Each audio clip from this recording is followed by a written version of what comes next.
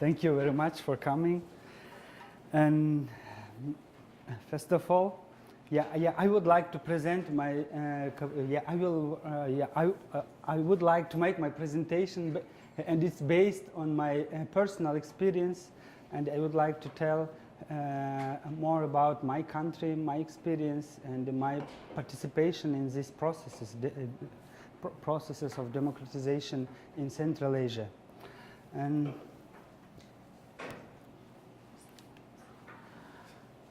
here is a presentation overview, and first of all, I'm going to give you some information about my country and about the political background and about the youth issues, what kind of issues will arise during that 10 years ago.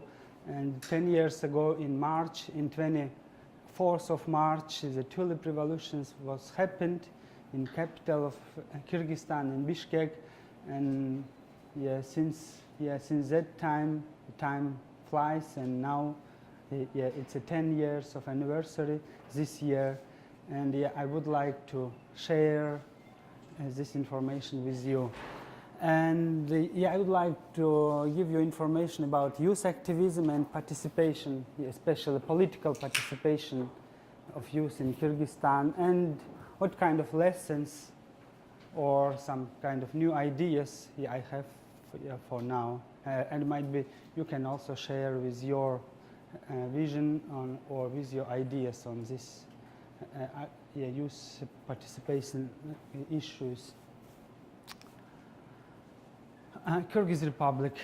Kyrgyz Republic is one of ex-Soviet countries which is located in Central Asia, one of 5 Central Asian countries, and it's bordering with 4 other countries.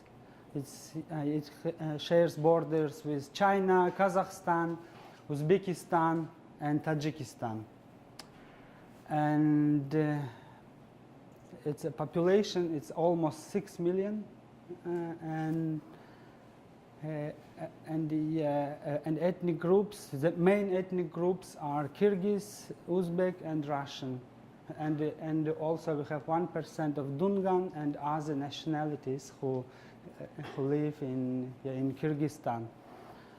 And religion, the main religions are Islam. It's about 75% of the population are Muslims, and around 20% are Russian Orthodox, or maybe less. And and we have other religions also, Buddhism and other new kind of religions. And language, and we have 2 official languages.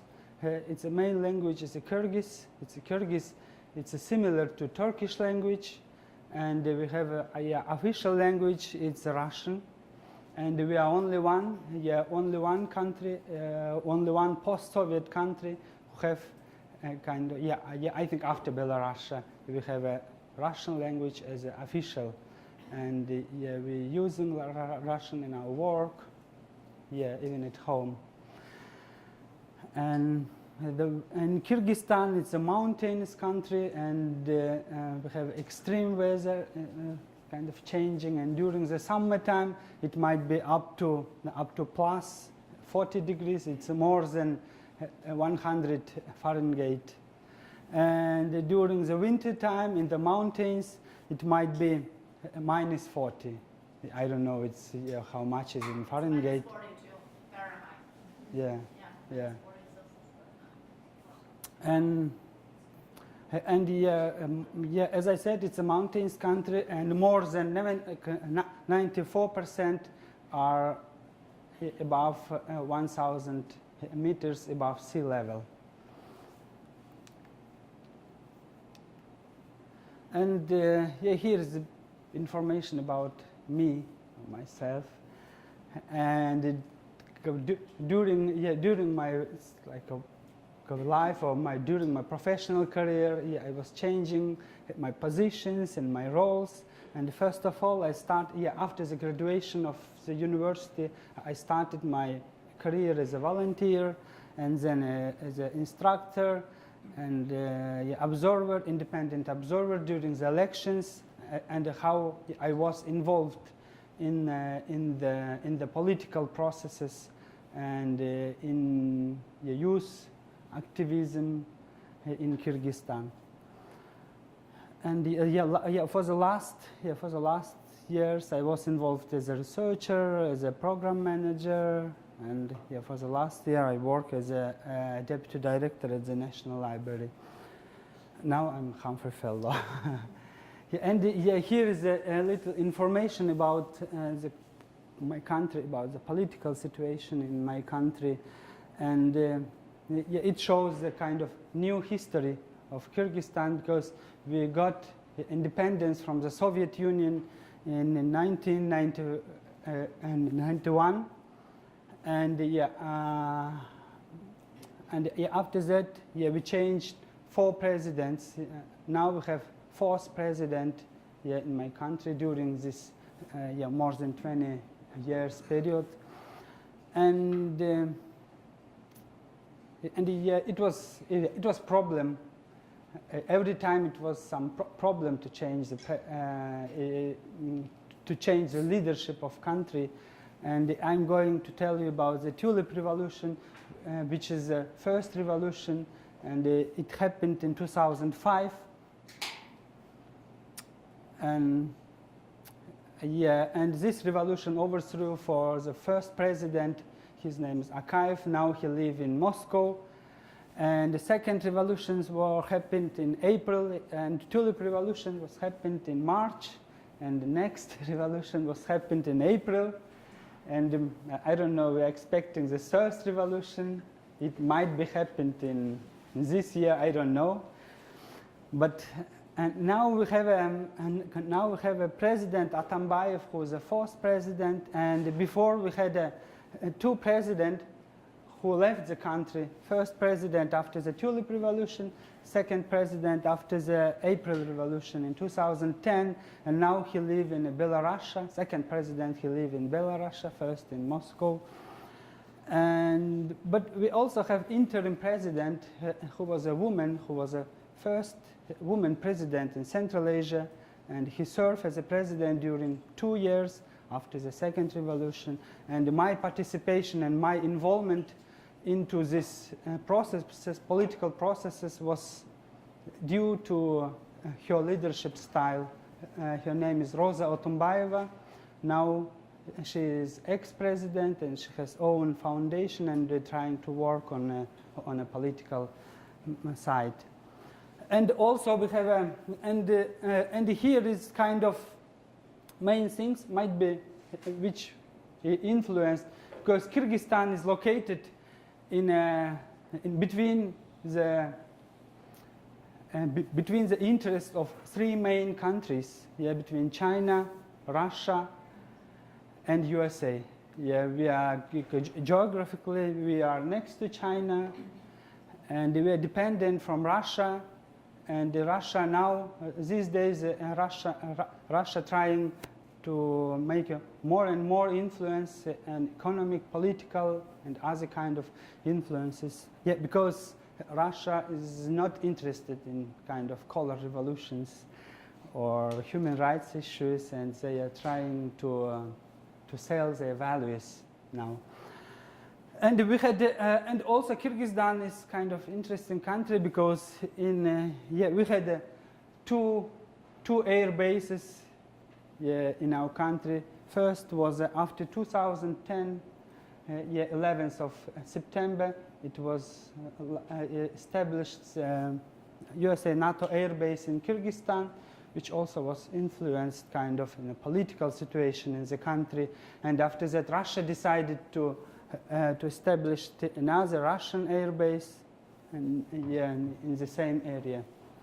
And this US NATO air base was anti-terroristic mission for Afghanistan, but now it's closed. Last year it was closed under the pressure of Russia and under the new leadership of the country. And about KelKel, youth organizations. It was this KelKel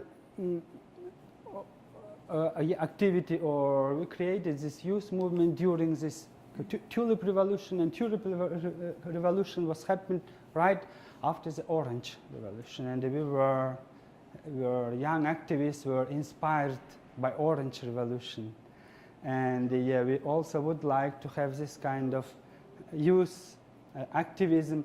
And in 2005, from the beginning of 2005, we had parliamentary elections, and there were a lot of violations. And I was involved as an independent observer in one of the areas, electoral areas, and I saw a lot of kind of violations, provocations, and how governmental organizations utilize the administrative resources to make a pressure to the students. And we had I had a friends at that time. Yeah, I was already graduated from that university, but yeah, I was involved as an observer, and I can see. And the five activists, we get together and had an idea, why you don't create kind of a youth organization who might work on sharing information, what's happening in the students area, or other, because we were blocked and we had no access to the information, what's happening in the rural side, or what kind of violations is going during these parliamentary elections. And it was a main idea to collect the information from the different places and put it into the internet, or we are publishing booklets and disseminating through the youth and in the universities. And it was founded in January 15th, and we created a declaration of establishment and participation, and it was a good document for us to understand why we are going to establish this movement, and how and what kind of methods we are going to use during this period of time.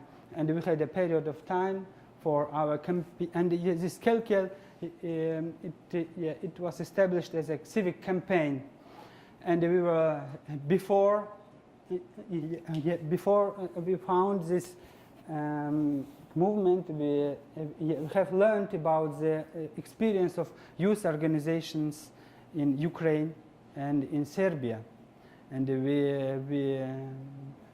we saw the video films about the Serbian Otpor. It was another youth organization which also participated in the revolutions in Serbia, and in Ukraine it was Para. And we haven't connected with the activists, but we learned from the internet how they act and how they work during this process. And I personally, I visited Ukraine during Orange Revolution as an observer, and I saw the spirit of Ukrainian youth activists, and I was also inspired by that orange spirit. And we had in our team, we had another guy, 2 students and 2 more kind of young professionals who was involved in this, and we started our activity. And first of all, we decided to organize a lemon action. After we have a declaration, and at that time in January, in these cold days, the kind of protest actions were happening outside in the streets, and we were trying to help them or to support them, and we decided just to buy lemons and distribute among the participants of that protest action. And And this idea came after that. We have a newspaper which called Lemon, and it's a youth newspaper. And before we disseminated this Lemon newspaper among the students, because we were asked by this publishing agency, because it has an information about electoral rights of youth and students. And we got that idea, why we don't disseminate Lemon? We are disseminating newspaper, and why not disseminate Lemon? And when some people are asking in Kyrgyzstan, why it called Tulip Revolution? Why? Yeah, orange. Yeah, in Ukraine it was obvious. It was orange everywhere, and they use orange color. But in Kyrgyzstan, yeah, we don't have this kind of one color. Or even in March, we don't have tulip. Yeah, even we have in Kyrgyzstan growing a lot of kind of tulips in Kyrgyzstan, but in March we don't have. And during after this Lemon action, mass media wrote that in Kyrgyzstan, after the Orange Revolution in Kyrgyzstan, going to be happen the Lemon Revolution. And I thought, how this kind of lemon or tulip kind of names of the revolutions are coming into our life now. In that time, some main newspapers called it Lemon Revolution are going to start. And it was kind of first activity, and after that we had a lot of different activities, and we had we faced with the black technologies during that parliamentarian elections, because after the Lemon action we had a clone organization. Our government tried to create another clone organization, and this another organization has the same name, same logo, and same everything. And it was so strange, and we were trying to fight with them. Why you? Because we created this name, but we understand that it was a black technology during this kind of revolution times, and just we decided. We were thinking about change the name of the name of our organization, but we decided just to left KelKel, because KelKel, it means it has two meanings. KelKel is the join us in Kyrgyz language. It's kind of join us, and also it means renaissance, and it was actual during that time. And we decided, before it called KelKel Civic Campaign, now we decided to add some words into our name, and it called, after that we called it KelKel Civic Campaign of Peaceful Resistance. And we use this word resistance, peaceful resistance everywhere, just to neutralize our clone organization, and it was good strategy. And because after that, their PR activity, we had some, I don't know, points or credits from their activity, because we become more visible and more known after this kind of things. And we participated, and a parliamentary election happened in the end of February, and we participated in that as an observer, and to understand what is going on there. And in 24th of March, a revolution was happened, and we were there. Before that, we also had a lot of protest actions, and we were arrested during that time. And now we are thinking why we were participating, because it was so dangerous. It might be dangerous because if revolution was not happened, we will be arrested and they will be in jail. But we were lucky that it was revolution was happened so quick, and we started another activity. And this photo is next to the police office we were arrested, and after, we were, how to say, huh? Released. We were released, so, after 4 hours, I think, or 5 hours. And here is kind of main activities, mobilization activities after that first revolution. And I indicate two main activities or two main events we organized during that period of time. And first of all, it's a theater of oppressed. Have you heard about theater of oppressed? It's in Russian. It's a театр угнетенных, and we called it Forum Theater. It was invented in Latin America.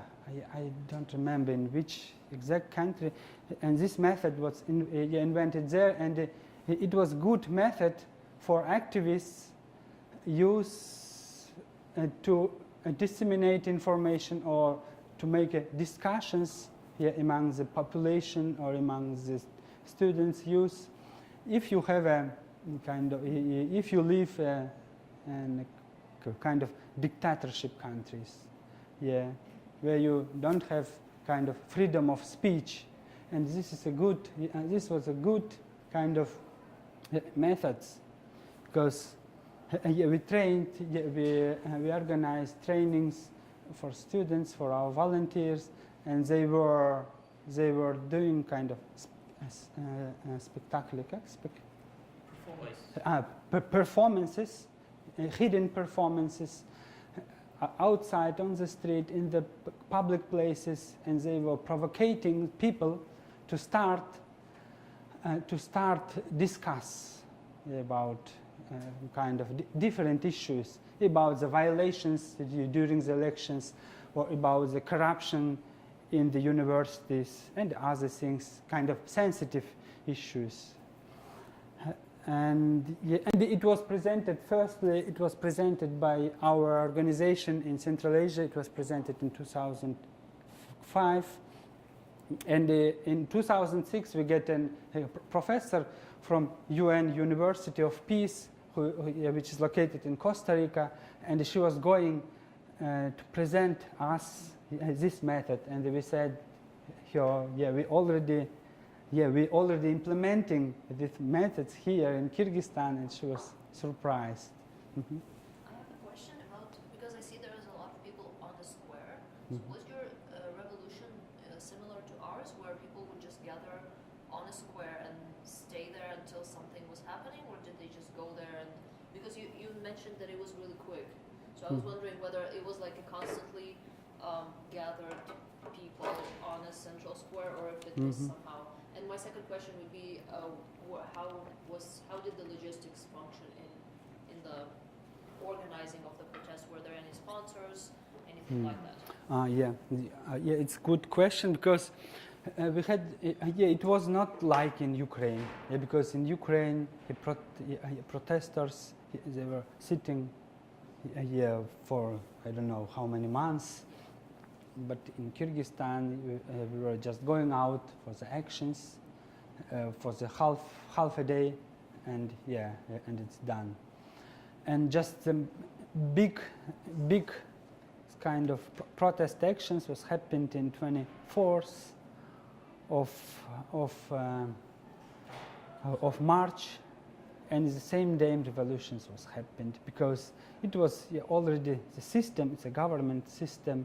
It was already, I don't know, ready, because it was a government system, previous presidents. Why people are mobilized so quick?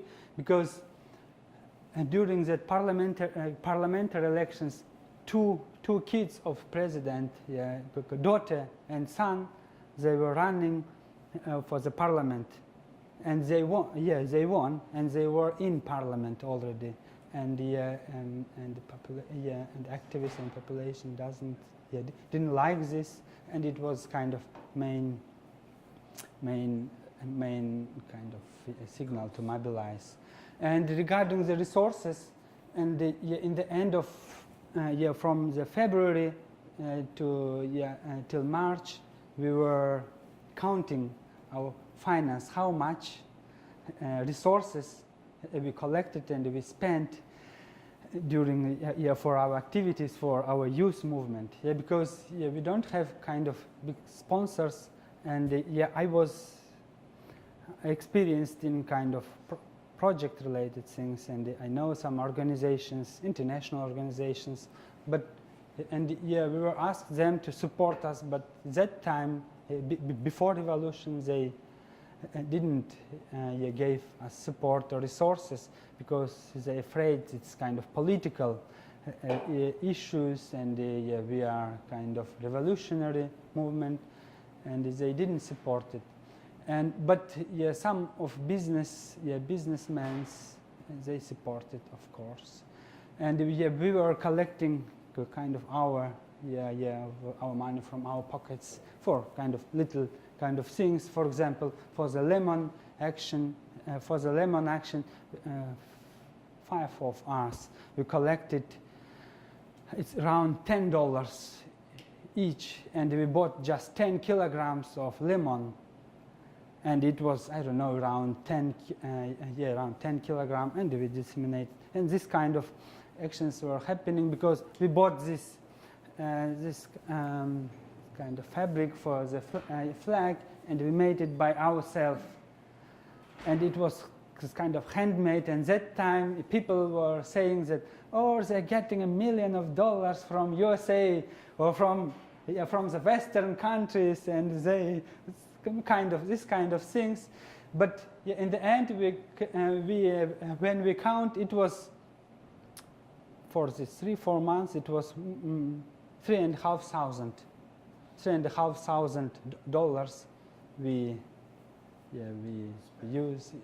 we spent. Some of them, half of them were collected from others, half of them were from our kind of pocket. And another main activity for mobilization, it was after revolution. It was for the presidential election. We called it Rock the Vote, and this idea came from USA. Because I don't know, in USA we've heard that it was Rock the Vote youth campaign during the elections, and one of our kind of colleagues from NGO, from civil society organization, that time visited US and gave us kind of little stickers with the Rock the Vote, and we like this slogan, this word, and we use it in our language, in Kyrgyz and Russian language. It called "Выбирать это здорово," and we made a campaign, information campaign during the elections, and we provide concerts, and we invite Ruslana. Ruslana, she is a famous singer from Ukraine, and that period of time, in 2004, I think, she was a winner of Eurovision. It's a contest. It's a song contest, and she was famous that time. And it was kind of we were trying to get some famous person who were related to the revolutions, and of course it was Ruslana. And she came to Bishkek, and we had big events, and we were very famous. In our activism. Can you picture this kind of concert was Ruslana, right? That was in the process of this protesting revolution. No. It was after. After. It was after, because not before. Not before.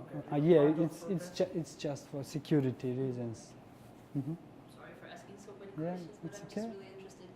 What about your media during the revolution? Did you have any more or less independent sources of media? Were they all controlled by the government? How was it reflected? During this period of time,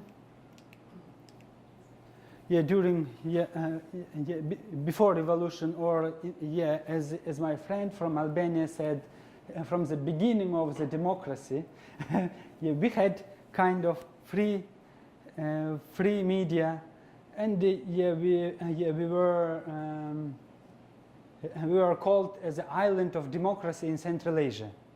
Kyrgyzstan was known as the island of democracy in Central Asia because in the beginning of the independence, it was good development in a political, even in economic, because some workers from Kazakhstan during that time were coming to our country to work as immigrants.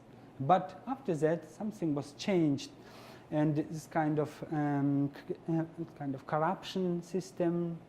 It's kind of corrupt, and it was turned to the family system because our president was not anymore the leader of organization because his wife were managing everything, this kind of things, and it was kind of not good for our system. And for that time we have 3-4 main newspapers who were more or less kind of oppositional that time. And and when we had a Lemon Action, it was the first, and two of them invited us to take an interview, and they wrote big articles about our activity, and it was good. It was good. Because without this freedom of speech, the revolution would not be happened, because we have neighboring countries as Uzbekistan, as Kazakhstan, and they have the same president during this 20 and more years after the Soviet Union. But might be it's good. And the main issues of youth and initiatives during that time, 10 years ago, it was a lack of leadership or no recruitment system for the new leaders into the government or into the kind of different organization. But we still have that problems. After 10 years, after 1 year, we realized that our expectations are not going into the life, because we changed one people, or how we say, one phone to another. It was A. Now, after Tulip Revolution, we had a B. Bakiev. And it was not good time. And that's why after 5 years, it was happening the second revolution, and still we have a political instability, because now the second revolution was happening due to or thanks to the Russian media, because in Kyrgyzstan we have a lot of Russian media, and now we have even more websites, and the Kyrgyz government cannot control this information area. And during that second revolution, 2010, we had a lot of it's kind of criticism to the president, because that our second president, he promised to Putin to take off the U.S. base that time, but he decided then not to do it, and then Putin was angry with the president, and that's why it was happened. But now the first president, Otunbayeva, she was trying to make more connections with Western countries, because she served as an ambassador in U.S., and she was the first ambassador in U.S. From Kyrgyzstan, and she served more than 5 years, and she has a good connections with U.S. and Western leaders, and she was also UN secretary or responsible person in Georgia when conflict was happening, and she's kind of famous in UN system.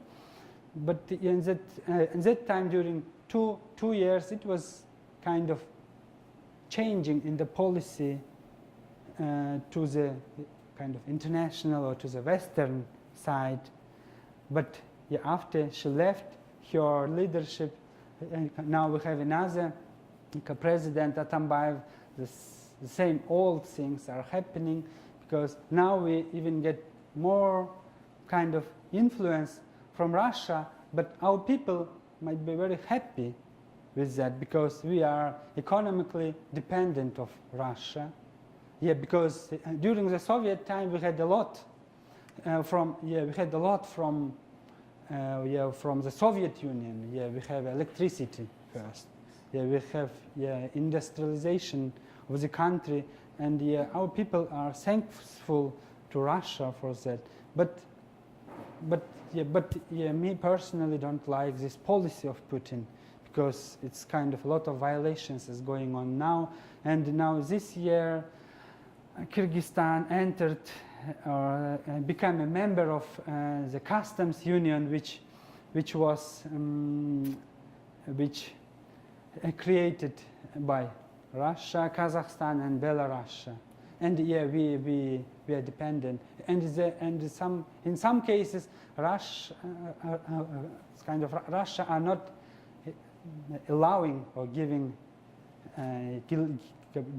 kind of permission for economic projects with China, for example, because China and Kyrgyzstan were initiating kind of build a railroad, Silk Road from China, which might go through Kyrgyzstan and to the Europe. It's kind of to build a train system, but some our neighbor countries are not interested in Kyrgyzstan to be more independent economically or politically, and we are kind of we are a little country and sometimes a victim of this geopolitical interests of the big countries. Do you still have the U.S. military base, or do you no, we have don't. the Russian base right now? Yeah. Last year in 2014 it was closed, and unemployment is a big problem, and a lot of migration to Russia. Especially youth are going to Russia to work and to earn money. But we have a kind of good economic things, because they are receiving the money in other hand, but in another hand, in the second hand, we have kind of bad influence, because they are coming back from Russia more angry, more aggressive, and it's kind of things because they are facing with the discrimination there in Russia, and a lot of course a lot of might be difficulties there, and because they're coming back, a lot of them coming back more wealthy, but in kind of cultural things they're changing. This kind of our traditional values, and also youth are not sustained to kind of kind of, as I think, youth or young people are not sustained, because their interests are changing every time, and they can be involved for the short kind of projects, short programs, but after 1 year the ideas might be changed. For example, for us now, KelKel is not operating anymore. It was closed after 2 years of after 2 years from the revolution, Tulip Revolution, because we had another interest. I started my research work on in a civil society organization. Other started the other job, because it was voluntary. It was volunteering, and we need to work, earn money, and it was kind of new interest. And the strength of KelKel, as I think now, And here during the Humphrey, I had the time to think a little bit and to try to analyze about my experience about that activism.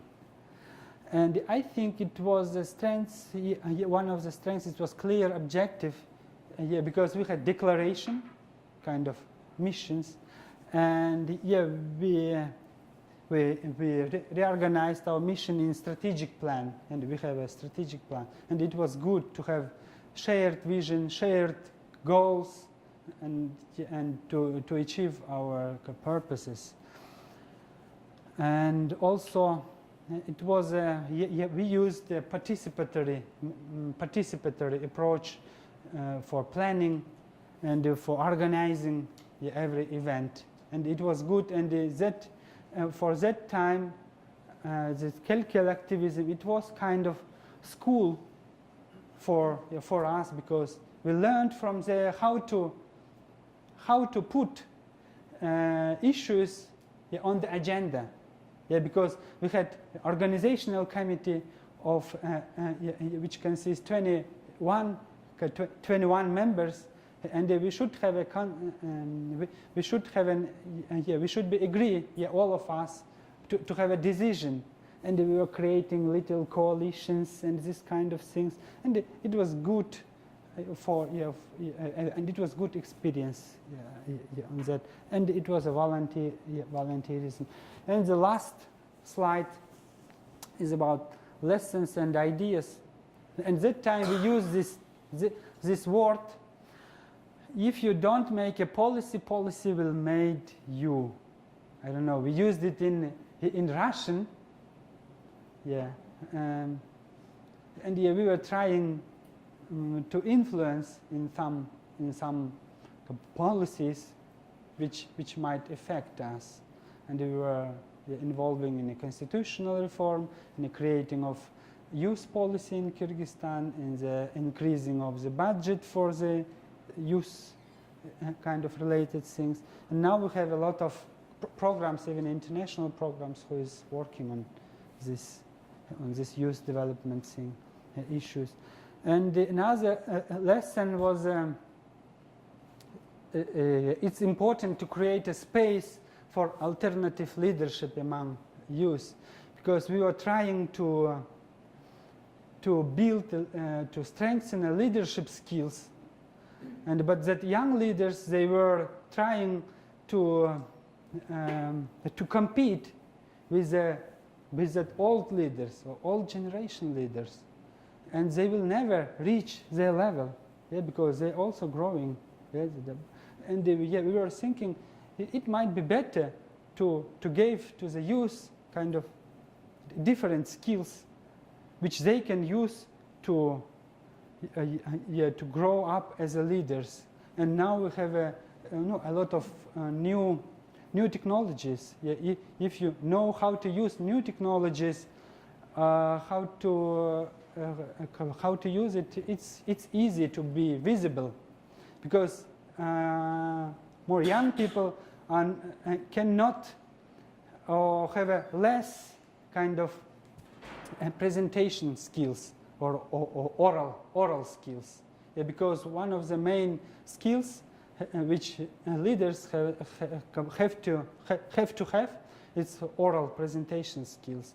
But if you are young, you cannot do it, or might be it will take a time. But some people, they can make a photo.